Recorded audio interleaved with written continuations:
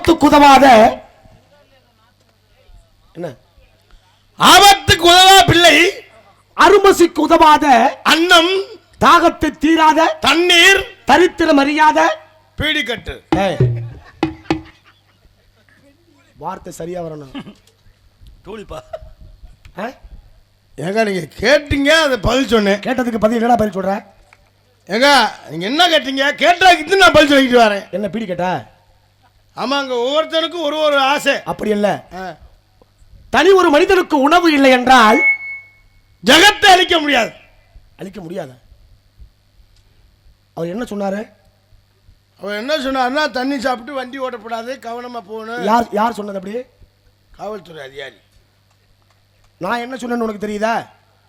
என்ன சொன்னீங்கன்னு தெரியாம தானே. தனி ஒரு மனிதனுக்கு உணவு இல்லை என்றால் அம்மா எதை அழிக்கணுமா? எதை அழிக்கணும்னா நான் உங்களை கேட்கிறேன். சரி, வாடிய பயிரெல்லாம் கண்ட பொழுது என்ன கண்ட பொழுது என்னங்கிறேன்? அதாங்க, கண்ட பொழுது மனசு வேதனையா இருக்கும். உன்னை நம்பி உன்னை பார்க்கறதுக்கு ஒரு கூட்டம் வந்திருக்கு. அம்மா, என் பங்காளியை போறான். எதுக்கு? நீ அசிங்கப்படுறத, நீ கேவலப்படுறத பார்க்கறதுக்கு. அது இல்லை, அப்புறம் என்ன? வீட்டில் பொண்டாட்டி நிமிஷம் தாங்க முடியாம என்ன பார்க்க வந்தேன். ஏண்டா பொண்டாட்டி இம்சைக்கு நாடகத்துக்கு என்ன சம்பந்தம் இருக்கு? ஐயா, அங்கே தூங்குனா திடீர்னு தூங்கி எந்திரிக்கும்னே பருப்பு வாங்கன்னு சொல்லுவா, உளுந்து வாங்க தேவையா இருந்தா இங்கே கடலை வாங்கி தின்னுக்கிட்டு இருக்காங்க. வீட்டுக்கு தேவையான பொருளை வாங்கி கொடுக்கறது யாரோட வேலை? கணவர் வேலை. அதில் ஒன்றும் தவறு இல்லை இல்லையா? தவறு இல்லை. அன்னைக்கெல்லாம் பொண்டாட்டி என்ன பண்ணுவா தெரியுமா? வீட்டில் படுத்திருக்கிற பொழுது என்ன செய்வாங்க? காலையில எந்திரிச்சு புருஷன் காலை தொட்டு கும்பிட்டு, ஆமா, அவன் கட்டின மாங்கையங்கிற தாலிய அப்படி கண்ணால் எடுத்து கையில எடுத்து கண்ணில் ஊத்திக்கிட்டு வெளில வந்து சாணத்தை கரைச்சு உண்மை உண்மை வாசல்ல போடணும். இப்பவும் தான் இருக்காங்க. அதுதான் புருஷன் தூங்கி இருப்பாரு, எட்டி மிதிப்பாங்க. ஏன் இன்னுமா படுத்து கிடக்க எந்திரி அப்படின்னா? அன்னைக்கு காலையில எந்திரிச்சு இரவுல ஆக்கின சோத்துல தண்ணி ஊத்தி வச்சு காலையில நீராகாரம் என்ற ஆதாரத்தோடு மனைவி ஒரு செம்பு ஊத்தி கொடுப்பா புருஷன்கிட்ட. ஆமா, அதை குடிச்சிட்டு வயலுக்கு வேலைக்கு போவேன். உண்மை. போய் அந்த வயலுக்கு போய் வேலை செய்து அந்த விவசாயத்தை பார்த்தாலே அந்த விவசாயம் ரொம்ப செழிப்பா இருக்கும். அதனால தான் கேட்கிறேன், வாடிய பயிரெல்லாம் கண்ட பொழுது என் மனசே வாடுதுனார். ஆமா, வள்ளலார் சொன்னார். தனி ஒரு மனிதனுக்கு உணவில் ஜெகத் அளிக்கிறார் மகாகவி. ஆமா, நீரின்றி அமையாது உலகு. உலகடா. காவேரி எங்க ஓடுது? காவேரி எங்க ஓடுதுன்னா திருச்சியில ஓடுது. பரவாயில்லையே, படிச்சிருக்கேன்ல. அதுதான் பக்கத்தில் இந்த புத்தகத்தை காணுமாடா? அது அது அந்த விஷயம் வேற. அது அன்னைக்கு இடம் கம்மியா இருக்குன்னு எடுத்து போட்டுருந்தேன். இடம் கம்மியா எடுத்து போட்டியா? புத்தகம் 1400 ரூபா, அது ஞாபகத்தில் வச்சுக்க. சரி, அப்ப காவேரி எங்க ஓடுது? திருச்சியில.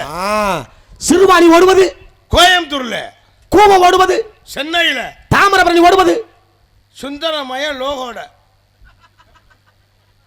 தாமிரபரணி எங்கடா ஓடுது? அங்க அப்புறம் என்ன பொய்யா சொல்றேன்? 2 பேரும் லவ் பண்ணாங்க. அந்த பிள்ளை வேற சாதி, இவங்க வேற சாதி. அப்புறம் அவன் கூட்டிகிட்டு ஓடி போயிட்டேன். தாமிரபரணிய யாரு? லோகு, சுந்தரமய லோகு. நான் அதை கேட்கலடா. தாமிரபரணிங்கிற ஆறு எங்க ஓடுதுன்னு? அது கோயம்புத்தூர்ல. தாமிரபரணி எங்க ஓடுது? கோயம்புத்தூர்ல. கூவம் ஓடுவது அது சென்னையில. சிறுவாணி ஓடுவது அதே கோயம்புத்தூர்ல. அப்ப தாமிரபரணி ஓடுவது? நான் அன்னைக்குன்னு ஊர்ல இல்ல. சரி, வைகை ஓடுவது மதுரையில. நீ என்ன மாவட்டம்? இந்த மாவட்டம் ராமநாதபுரம் மாவட்டம். சரி, ராமன் சிவனுடைய நாமத்தை சொன்னான். ஆமா. யார் சொன்னா? ராமன் தான் சொன்னார். அப்புறம் யார் சொன்னது? யாருடைய நாமத்தை? சிவனுடைய நாமத்தை சொன்னார். சொன்னாரா? ஆமா. அதனால உருவாக்கப்பட்ட கோயில் எது? எங்க ராமநாதபுரத்துல இருக்கு. என்ன கோயில் அப்படி தெரியாம அதைத்தானே கேட்கிறேன். என்ன கோயில்? அது என்ன கோயில்? அதைத்தான் கேட்கிறேன். என்ன கோயில்? ராமநாத சாமியை தெரியாது? பாருங்க, இங்க என்ன விஷயம் இருக்கு. ராமன் சீதையும் மண்ணால் ஒரு உருவத்தை செஞ்சு ஒரு விஷயத்தை செஞ்சாங்க. ஆமா, அவங்க 2 பேரும் அப்ப செஞ்சாங்க. ஒண்ணுதானே? ஆஞ்சநேய பெருமான் காசியில போய் ஒரு லிங்கத்தை கொண்டு வந்தாரு. ஆமா. அப்ப 2 லிங்கம் இருக்குல்ல? 2 லிங்கம். ராமர் செஞ்ச லிங்கம் எங்க இருக்கு? ராமர் செஞ்ச லிங்கம் எங்க இருக்குன்னா ராம்நாட்டில தான் இருக்கு. ராமேஸ்வரத்துல இருக்கு. அப்படி சொல்லு. அப்புறம் ஆஞ்சநேயர் வந்து அந்த சிங்க லிங்கம் அதுவும் அங்கே தான் இருக்கு. சரி, 2 லிங்கத்துக்கு என்ன பேர் சொல்லு பாப்போம். 2 லிங்கம், ஒன்று முதல் லிங்கம் ஒன்று ரெண்டாவது லிங்கம். நான் புதுக்கோட்டை. நீ புதுக்கோட்டையை பத்தி என்ன கேளு, உனக்கு என்ன எங்க சந்தேகம்? எங்கள் மாவட்டமும் ஒன்றும் குறைச்சல் இல்லை. எங்கள் மாவட்டத்துக்கு எவ்வளவோ சிறப்பு இருக்கு. ஒரே ஒரு சங்கர் சொல்லுப்பா, சரியா சொல்லி பார்ப்போம். கேளுங்க. இந்த ராமநாதபுரத்துக்கு இன்னொரு பேருக்கு தெரியுமா? இருக்கு. என்ன பேரு? முகவை. இதுக்கு என்ன காரணம் சொல்லு பார்ப்போம். முகவைங்கிற அதை விட தெரியாம இருக்க. அதுதான் கேட்குறேன். 2 பேரும் பைக்கில் போய்கிட்டு இருந்தாங்க. டேய் சொல்கிறேன் அப்புறம் ஏன்னா அப்புறம் சொல்கிறேன் பாப்பா சொல்கிறேன். 2 பேரும் பைக்கில் போயிட்டு நிற போத ஓட்டுனவே 3 ஓட்டு சாப்பிட்டேன். பின்னால் உட்காந்தாலும் 1.5 தான் சாப்பிட்டேன். அது செட்டாக கரும்பித்தான் அவனுக்கு. 2 பேர் சாப்பிட்டு வேகமாக போய்கிருக்கையில் உள்ளக்குள்ள சல்லி பரப்பி போட்டுட்டாங்க. மாறி விட்டு விழுந்துட்டாங்க. விழுந்து ஓட்டுனவனுக்கு முகத்தில் அரைச்சி பிடிச்சி அப்புறம் பின்னால் உள்ளவன் தூக்கி முகத்தில் கை வைத்தனால் முகவை முகவை முகவை முகவை என்று பேர் வந்தது. முகரையில் அதே தான் முகரையிலே தான். அதான் கரெக்டாக தெரியும். அதான் என்ன. ஆனால் நீ பிறந்திருக்க வர்றா. அம்மா ஏய், இந்த ராமநாதபுரம் மாவட்டத்துக்கு அம்மா 2 பேர்னால மிகப்பெரிய சிறப்பு தெரியுமா? உண்மை. அந்த 2 பேர் யாரும் கேளு. யாரு?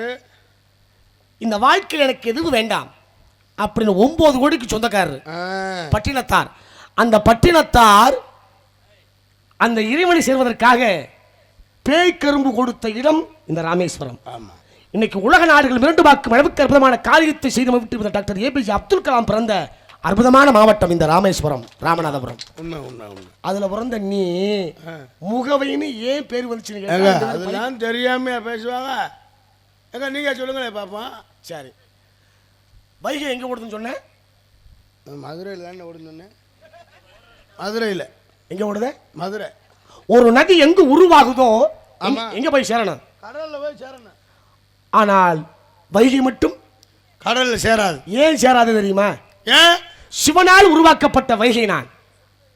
எந்த கடல் அந்த சிவனுக்கு கண்டு விசத்தி கொடுத்ததோ அதனால அவனால் உருவாக்கப்பட்ட வைகைங்கிற நதி நான் கடல்ல சேர மாட்டேன் என்று சபதம் செய்தது. ஆமா, இதைத்தான் அற்புதமாக சொன்னார். நாரீடர்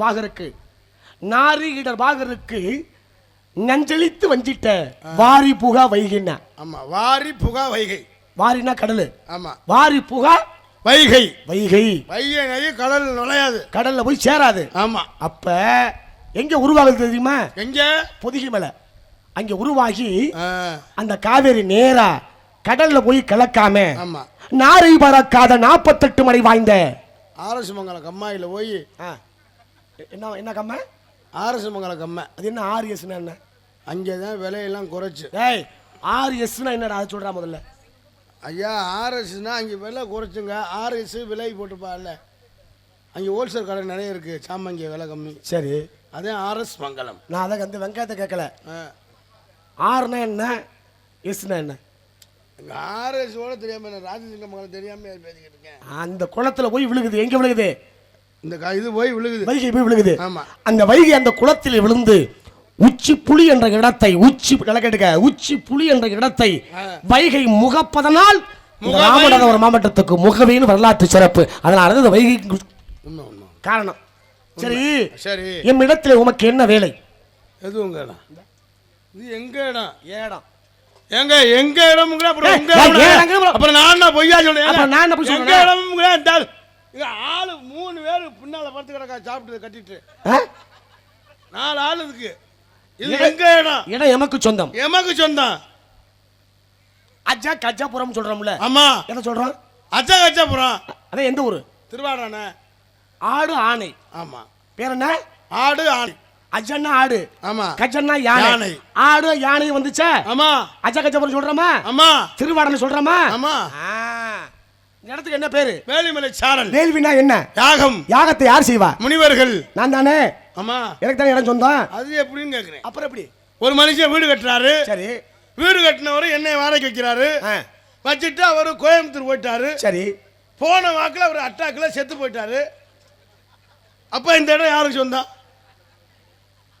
அக்கா அஞ்சம்மாக்கா காளியம்மாக்கா சொல்லுக்கா. ஏண்டா டேய், அவர் முதல் போட்டு வீட்டை கட்டி வச்சு பண்ணி வாடகை கொடுத்துட்டு போனா அவர் செத்து போயிடணுமா?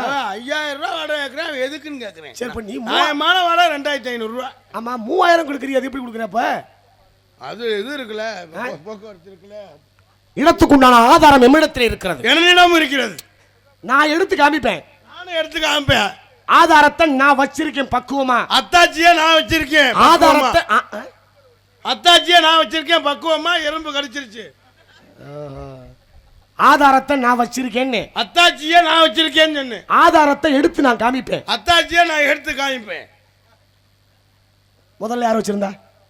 எங்க அண்ணன். அடுத்து யார் வச்சிருந்தா? எங்க அப்பா. இப்ப யார் வச்சிருக்கா? நான். முதல்ல உங்க அண்ணன் வச்சிருந்தாரு. ஆமா. அடுத்து உங்க அப்பா வச்சிருந்தாரு. ஆமா. இப்ப நீ வச்சிருக்க. ஆமா. அத்தாச்சியே. ஆமா. இருங்க, நீ எந்த அத்தாச்சி கேட்குறியா? இல்லை, நீ எந்த அத்தாச்சி சொல்றேன்னு புரியலையே. ஏங்க நான் இந்த இடத்துக்குள்ள அத்தாச்சியை சொல்லிக்கிட்டு இருக்கேன். அப்படியா? நான் கூட அங்கே அண்ணன் முண்டாட்டி அத்தாச்சியான்னு நினச்சிட்டேன். அதான் உங்கள் சித்தனை உள்ள அப்படித்தான் போகும். ஆமாம், பஞ்சாயத்து நான் தானே பண்ணுறேன். எனக்கு தானே. சரி, ரொம்ப சந்தோஷம். சரி, உள்ள இருக்கவங்களை பார்க்கணுமே. உள்ள 2 பெண்கள் இருக்காங்க. அப்படியா? அந்த புள்ள யாரு? ஒன்று என் ஆள் ஒன்று இருக்கு, என் தங்கச்சி ஒன்று இருக்கு. இந்த ஓ ஆளுன்னு சொன்னியல்ல? ஆமாம். அந்த புள்ளைய நான் பார்க்கலாமா? செலவு கூட வரும். செலவு கூட வருமா? எதுக்கு? இப்போ போக்குவரத்து செலவு இருக்கு. சரி, எவ்வளோ கேட்குற சொல்லு. சரி, நம்ம 5-6 வருஷமா பழக்க வழக்கம். சரி, ஒரு 500 ரூபாய்னு முடிச்சு விடுங்க. நான் நியாயமாக கேட்குறேன். 500 ரூபா கொடுத்தா புள்ளைய என்கிட்ட விட்டுருவியா? ஆமாம். 500 ரூபா என்கிட்ட இல்லைன்னு வச்சுக்க. இது என்னங்க பேச்சு? கட்டினா பாருங்க, இல்லைன்னா வேற லக்கில் கேட்டிருக்கா. ஓ, அப்படி வேற கேட்டிருக்காங்களா? அப்போ ஒன்று செய்ய.